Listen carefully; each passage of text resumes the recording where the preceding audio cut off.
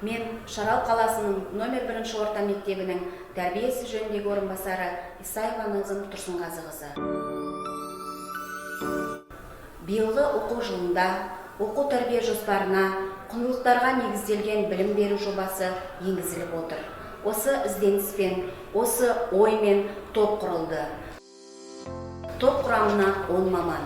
Құндылықтарға негізделген білім беру жүйесі алғаш идеясы, ойы қай жақтан шықты десеңіздер, біздің мектептердің, біздің мұғалімдердің 20-25 жылдық тәжірибелерін негізге ала отырып, оған қоса ата-бабаларымыздың қалдырып кеткен ұлттық құндылықтарымыз, озық елдерден алынған тәжірибелерді тәрбие жүйесіне қайта қарастырып, жүйелі бір практикалық формаға келтірілді.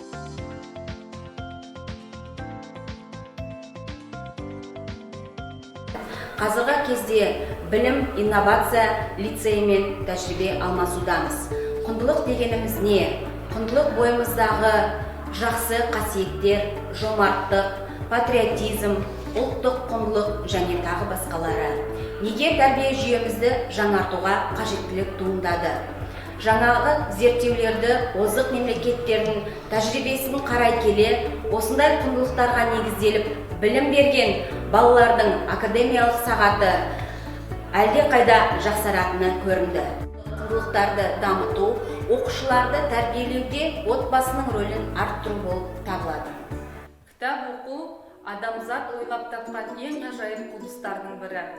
Рухани жан дүниеге демеу беріп, адамның адами қасиетін арттыратын да осы кітап. Абай Құнанбаевтың пайда ойлама, ар ойла, талап қыл терең білуге, артық білім кітапта ерінбей оқып көруге деген сөзіне көп нәрсені аңғаруымызға болады.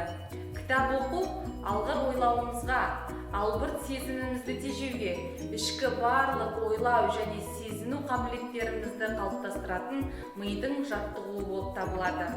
Құндылықтарға негізделген білім беру жоба аясында оқушыларды кітап оқуға баулу мақсатында кітап қосымшасын енгізіп жатырмыз. Оның негізгі мақсаты оқушы бойына оқу дағдысын қалыптастыру, көркем әдебиет әлеміне жетелеу. Білім беру мазмұнының негізгі жалпы адамзаттық құндылықтары ол адам, отбасы, еңбек, білім, мәдениет және ұлттық құндылықтары тіл, тарих, өнер, халықтың салт дәстүрлері екенін ұстаздар қауымы білеміз. Қазіргі жаһандану заманында құндылықтар жүйесінің алатын орны айрықша екенін атап өткім келеді. Өйткені рухани адамгершілік құндылық адамның ішкі жан дүние қасиеттерінің өлшемі. Осы құндылықтарды оқушы бойына дарыта отырып, олардың жақсылыққа ұмтылуын, басқаларға жанашырлық білдіре алуын, айналадағы адамдарға қайырымдылық жасауына, дұрыс өмір сүру жайында ізденуіне, өзін өзі бағалап, сол арқылы әлемді тануына бағыт-бағдар беру.